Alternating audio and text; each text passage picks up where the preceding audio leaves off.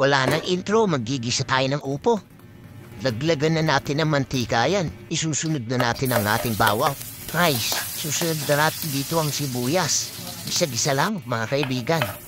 Isa-gisa lang. Mamaya-maya, ayos na to. Sablit lang naman iluto to. Laglagan na rin natin yan ang pampaalat. Patis. Gisa-gisa lang ulit. At ilalaglag na rin natin yung pakpak ng manok. Pinagtitilad-tilad ko na rin. Tutuin lang natin yung mabuti hanggang sa mag-brown. At habang niluluto natin yan, gusto nyo ba kantahan ko kayo? Pero wag na lang, baka hindi naman kayo interesado. Balik na lang tayo sa niluluto ko. Saglit lang naman to. Halo-halo lang ulit hanggang sa maging golden brown ang ating kamanuhan. Naglagan na rin natin to ng chicken cube, baka naman. Betchin pang palinamnam, syempre. Glagan na rin natin ng mabisang pamintayan. Pampanghang ng konti. Halo-halo lang, isa-isa. Nang paluto na yan, mga kaibigan.